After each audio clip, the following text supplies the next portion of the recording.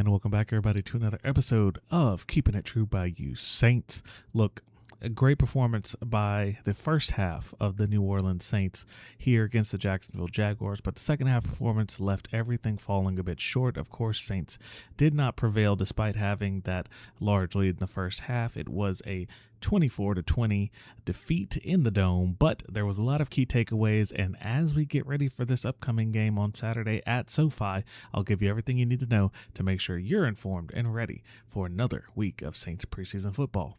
Without further ado, let's get the episode going.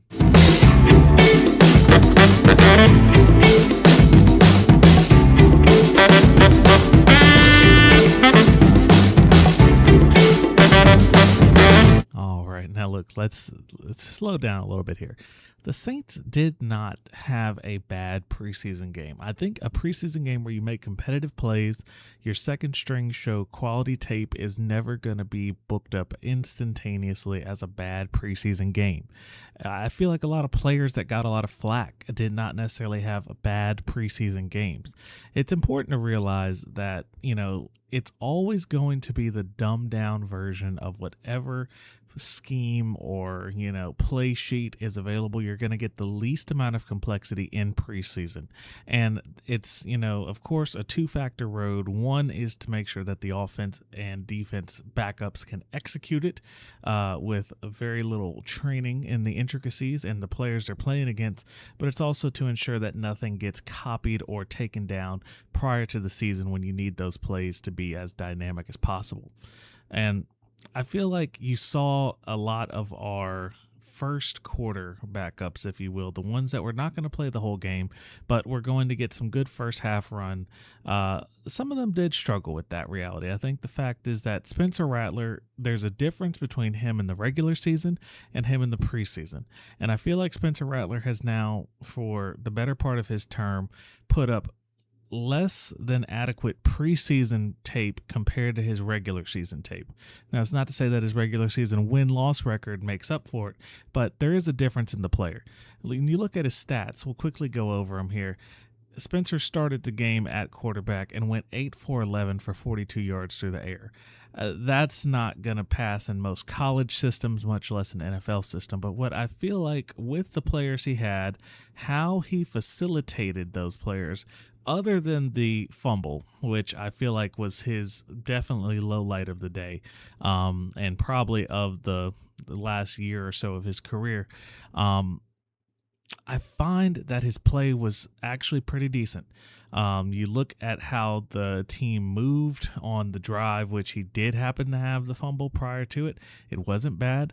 Of course, you had Ty Chandler's opening 86-yard run that was, of course, promptly and excellently covered by Ms. Gail Benson. That's a whole other conversation. We'll get into it at the end of the episode. Look, overall, Spencer Rattler did what he needed to do, but he did it at a low quality. So he will need to step it up, because if you have 2 weeks in a row of this, the fans start to fully be able to justify saying Zach Wilson for second string. And then, third week in a row, you're going to say Zach Wilson is the second string. And that's just the nature of how the fans work. Now, will the coaching staff agree with that? I would be hard-pressed to say yes. I don't believe it's the case, but it is, something that you can measure. It is measurable tape. And while we're not going to dwell on the offense necessarily, I do want to quickly highlight this quarterback battle because it was pretty relevant. Look, Zach Wilson put up, again, actually a little bit over 100 more yards than Spencer Rattler on just 5 more attempts through the air, and completed the touchdown pass to rookie Oscar Delp. And, putting all of that together, the efficiency was there. It was highlighted by the team in post-game. I feel like it shows that there's a reason why Zach Wilson was as high of a draft pick as he was, and that he still has a place in the league. Yes, he's doing it against second and third stringers, and that's a very relevant and truthful statement to make, but I don't feel like it tells the whole story. And that's where you start to look at how a lot of these other players played, and we're going to get into that here. Across the board, I'm going to give some winners that I believe were truly present during this game. But when you look at that QB situation, the winner was Zach Wilson. Can Spencer Rattler prove that it is his backup role to take? Tyler Shuck, of course, did not play. It was expected, and honestly, he didn't miss much. That is the one thing about having joint practices, and you look at it there on your rundown at the bottom. If you can put all of this film on in the joint practice with a no contact jersey on your quarterback compared to doing it where you have dynamic turf and you have dynamic tackling, I'm going to do it with the no contact jersey too. I can't blame them. It's a smart play. You have so many dollars and, of course, potential lined up in just a few players on the field. It's a smart play. I think it does hurt the preseason brand and the preseason market for what it can do for fans. But look, I had a great time in the Dome. I feel like people who I were around in the Dome had a great time. But it definitely felt like preseason. We'll say it like that. All right. Quickly, intermission. Go ahead and hit the subscribe button. You've been seeing it on our True Bayou Sports Media primetime shows. If you're paying attention this year, we're focused on growing here on the channel. And that happens whenever you decide to grow with us. Go ahead, hit the follow button, subscribe, or wherever you're listening to the podcast out in the podcast world, don't forget to follow there. Take the audio with you wherever you go. We, of course, have the brand new and freshly designed TrueBayouMedia.com. Go ahead and take a look at everything over there. We have links to all the socials where you can follow us everywhere. And that is one of the key things to getting all the latest news for your favorite Bayou Region sports teams and, of course, your New Orleans Saints. Now, back to breaking down the rest of the play. We could talk about quarterback play all day long, but I feel like it wasn't the main takeaway from this game. We'll stick with the offense quickly. You take a look at who did play, because remember, you had so many starting quality players that just simply did not take the field. In the running back department, you had Audric Estime, who put in very quality downs. He did have the long 9-yard reception to start the first offensive drive, took it into the end zone despite the flag on the play. The play withheld, and then he did get the touchdown. Ty Chandler, of course, took some snaps at running back. He did also provide that opening return, 86 yards. So his total yardage on the day, when you put it together, accounted for more than a third of the Saints' 277 total yards, which was kind of disappointing when you look at it that way. Now, of course, that's not quite how total yards are calculated, but you get the point. At least a quarter in that capacity. Then, beyond that, Donaldson did have to come in after Audric Estime's injury. I'll read to you what was said about it quickly on Estime. Basically, it was said that his injury was to the ankle, and they're going to continue to monitor. And now that we've seen a few days of joint practice and practice independently, I would be surprised if he played significant minutes going into this Rams game. I think he might get a couple touches if he can go, but if he can't go, he's definitely going to be sidelined. And that does, of course, play into what we'll talk about a little later in the episode when we talk about what this team is facing, which is a mountain of injuries. Just to quickly finish up the recap of last week, we'll give a couple more shout outs here. I feel as though Bub Means showed that he is still fighting for a wide receiver spot on this team despite all the new additions. Of course, the injury news has now changed his outlook at potentially securing that wide receiver 5 role, even if it's just for half a season. Beyond that, on the defense, goodness, the defense showed out. I feel like the defense did not get enough credit for what they did, but let's quickly talk about it. You had Jalen Ford grab a wonderful interception, particularly as a linebacker, really had to go up there, climb a ladder, grab the ball. Show-stopping play. Very quality interception there by Jalen Ford. Also, you had who's becoming, I believe, a potential fan favorite and could definitely fight for a roster spot at this upcoming set of games here is going to be Jaden Price. The man has bounced around football. He's played NFL, been cut, gone to UFL, played very quality minutes there, and now the Saints pick him up and he gets an interception to set up a offensive score. I think that is the type of play that you want to see when you, of course, are resting your starters. Can the backups continue to provide productivity when they face backups? Because that's the whole reality. If these guys don't play until week 13 because 2 players are injured on your team and 3 players are injured on the other team, you still need productivity, even if it's not necessarily the other team's best that you're playing against. It has to be there no matter what. And I feel like those guys on the defense particularly had some great things to say. Also, Delays Beanham, 11 tackles. Apologies on pronunciation if it's a bit off.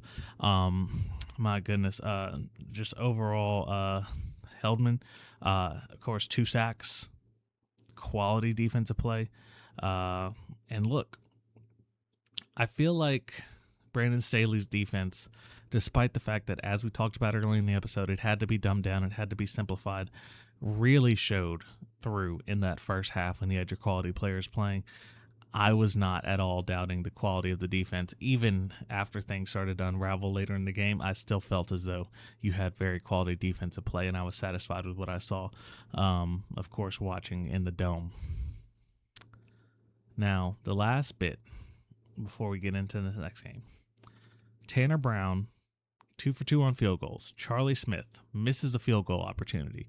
It was a bit of a deeper field goal, so there is something to be said for that. But, when you look at how it's been Smith versus Brown in camp, I feel as though unless Charlie Smith can really put together a last quality 2 weeks of preseason and going into the completion of the training camp portion as well, I feel like this is now Tanner Brown's job to lose, and just maybe a 50-50 on that between the two of them. But, Charlie Smith, he struggled. He's not quite there from distance, and that just doesn't cut it in the NFL. The guy, of course, has the unique story. He came from the international program, of course, was an Irish, Gaelic football player to a degree, but also, just came and learned the game through the international program. And, he's here. He's played in the NFL. He's gotten a contract, but I just don't quite see the consistency yet. And I led last year saying, are the Saints not stable at kicker? You can check it. There's a video. I'll try and put it in the YouTube tag. I'll try and show you. But hey, I predicted that it wasn't going to work out for Groupie, and we saw what happened. So when I see a kicker that's not looking consistent, and now we've seen that Kellen Moore proves it, he may not stick with him. So, I'm wishing, of course, both of them the best, both Tanner Brown, Charlie Smith, but Charlie Smith does have to put together some good tape over the last 2 weeks if he wants to maintain his job as the Saints starting kicker. You look at those 3 points, would it have changed the game? Would it have been enough? I don't know. The Jags did convert a 2-point conversion. If they didn't, you swing by 1 point one way or the other. It makes for an interesting storyline. And that's where we'll transition into what's coming up the rest of this week. So at joint practice, brawl, fight, battle. 8 total draw, fight, and battles out there. And look, Saints won at least half of them from what I can see in the video when they did joint practice with the Cowboys. One of the unique things about California training camp, with Cowboys having their long-standing home out there, even though the Saints don't play the Cowboys until next weekend in Texas, the California market, of course, is able to host them doing joint practices both with the Rams and the Cowboys. They face the Rams and the joint practice today when this video drops. So we'll see what comes of that. We'll post any news if anything comes of it. But mainly the takeaways, I want to look a little bit more at the depth chart in a couple positions that we talked about. One of them has to be, and I mean it has to be, you take a look at now with Jordan Tyson and Alvin Kamara both realistically having a good shot at starting the year on IR, which would roughly put them with about a 6-week minimum return to play. I think Alvin, his injury is a little bit more agreeable with a month to recovery. That would technically only put him around week 2 if he came back in exactly a month. But, let's be honest, I think at his age, it may be worth it to slowly acclimate him. I think bringing him back maybe for week 4 versus Atlanta, of course, with the dome coming fake attempt by ESPN that they missed putting it on Monday Night Football. Don't get me started on that again. But, that dome coming Monday Night Football game against Atlanta, the 20th anniversary, that's the first time I think you'll see Alvin Kamara at best this season, just as he's trying to protect that MCL, let it fully recover. It was just a sprain, but, watching a lot of basketball in my life, a sprained MCL is not the fastest recovery and usually comes with some type of in the case of basketball, a minutes restriction. I could easily see a snap restriction for Alvin Kamara upon his return. What those two positions end up meaning is that Travis Etienne is not touching the ball in preseason. I have a serious doubt he gets a live snap at all. He'll continue to do joint practices, but he is now the number one preservation target. Kendre Miller remains unable to participate. He did not take snaps in this week 1 of the preseason. He is not likely to get more snaps in week 2. I think he is now a target that could easily see the cutting block. And, I feel like his talent is there. It's undeniable that there's talent, but if there's no availability, then what's the value to the talent? And it's unfortunate. We'll see if he can go at all this preseason, but, with the cut date looming, you have a lot of running backs on this roster. I don't know if he's going to be in a much better position. Again, someone who needs to get ready and needs to go, I believe, more than anything, the position that you need to be seeing is Devin Neal taking a step from his play last year. Remember, this is the Kansas player now on his second year with the Saints, drafted in 25. Look, it's time for him to take a step if he's ready, because that backup position is there to get yards, to get exposure, and to get good tape in the NFL. If he can cement himself as the backup, the Saints can adapt. You can go with a 2 to 3 back system pretty easily given the nature of who is available, but you need to see somebody cement themselves. I think Audric Estime was a winner from last game despite the injury and having to go in the blue tent. I feel as though he put so much quality tape in between the tackles and continuing to show that he develops as a run blocker and so forth and so on. Sorry, pass blocker. I feel like he's in a position to maintain with a roster spot. Donaldson and Chandler. Hey, Chandler, you won yourself a position nod for potentially getting that kickoff return, but if he can put in a couple more games as a running back, he's certainly still there. Donaldson, I believe, though, is most likely going to be a player that heads to the practice squad. Another position, of course, is the wide receiver spot. Jordan Tyson goes down. Now, that's a pretty easy one relatively. I'm not going to spend a lot of time on it. But with Jordan Tyson going down, Olave becomes wide receiver one. There's no longer the double wide receiver one. Can I say wide receiver one again? He is the wide receiver one. Barry Brown. You, after showing some quality tape on the field, the tiptoe catch along the sideline, great showing of talent, are essentially now wide receiver 3 behind Vele. I feel as though that's almost in stone. Bub Means, great tape. Mason Tipton, still injured. I feel like Bub Means has now shown himself to have a good shot at getting that wide receiver 5 spot, particularly should you see Jordan Tyson start the year on IR. And, you need people who know the system. You need people who are familiar with what's going on. Trey Palmer did get some time. He caught a couple passes. He led the Who Dat chant as a Louisiana native. It was a good moment for him. But I don't think his participation level is going to increase significantly given the means of play that we've seen. Again, want to see more Bryce Lance. I want to see how he continues to react. I want to see him with Rattler a little bit more, just to kind of feel it out. I'm still confident. I'm still feeling good about his quality of play, but between the two, I feel like Brown has definitely edged out Lance, and then Bub Means has put more good preseason tape, but like many Saints of old, just because you have really good preseason tape doesn't mean you get to play, and it certainly doesn't mean you get to make the active roster. We can think of many Saints preseason darlings that just ended up having 2 years in Metairie on the practice squad, and that was it.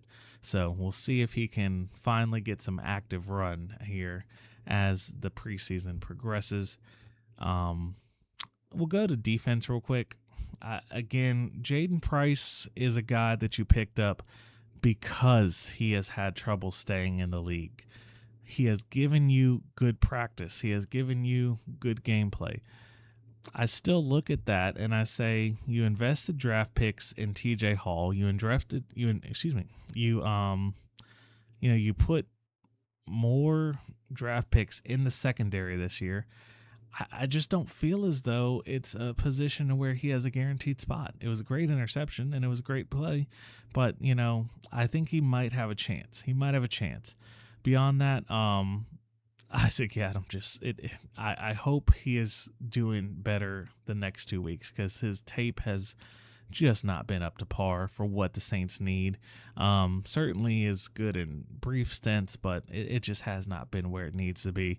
Of course, you didn't see Kool-Aid. You didn't see some of your regular starters, which is fine. We expected that. But although I must say Kool-Aid has put some very good practice tape. Go ahead and take a look at some of the stuff that he's done when you have a moment. He's definitely shown that he is ready to be cornerback one. Of course, check out our short on that if you don't want to have to watch all of last week's episode. We did do a little bit of a preview on Kool-Aid. I feel as though he's going to have a really big year. And that's essentially where the roster position battles and so forth, where it all shakes out. Now, let's talk about Saints and Rams next here. Again, you've made it this long into the video. We're almost 20 minutes into the video. Clearly, you appreciate some of the things that I've said, and if you hate it all, don't only subscribe, friends. Also go in the comments and tell me exactly what you dislike. I can't grow if you don't critique, but I can grow also if you don't critique and you say nice things. It's a two-way street. So let's look at our final setup here for this preview. This is a point in the preseason to where guys can truly cement themselves on a positive trajectory, where basically they just have to carry on through game 3 and they're in. Oftentimes it's not one game that sends you off of the team, but if there's some tragic mistakes, it can certainly send you off of a backup position into fighting for a roster spot.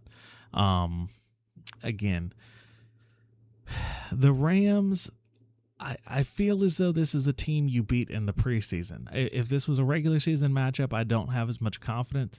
But again, the preseason Saints, they just are showing the youth. They're showing the flexibility. The Rams are a team that's very heavily invested dollar-wise in the older salaries. That means, of course, the younger talent tends to be a little bit thinner. I take the Saints to win this one. I feel as though the Saints should have won the last game, but unfortunate circumstances in the second half. They did have a chance in the last play, and I could see this game ending very similarly. Still torn on if you all would like me to do game predictions at the end of episodes. Let me know if you'd like to see that going on later in the year. But for now, I'd say the Saints have a strong shot to be in it at the end. And if you see a slight improvement in play from folks like Hunter Deckers, I feel as though the Saints take care of this one, and most likely by over a field goal. I'm very confident in that. And it's showing out to be a good preseason. I'll be excited to watch the film both ways. I want to see Charlie Smith and Tanner Brown continue to battle.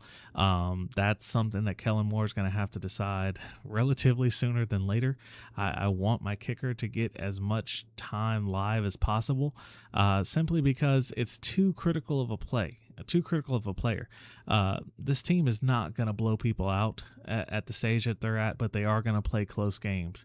And if you're losing close games because you had to go all the way, 65 yards down the field instead of 35 yards down the field with the way how touchbacks work, bringing it out to the 35, I feel like that's a position where it will make or break if the Saints eclipse the 7.5 win total, if you can get a quality kicker that puts you ahead in games by those 3 to 6 points a game where kicks matter. So I'm excited to see it.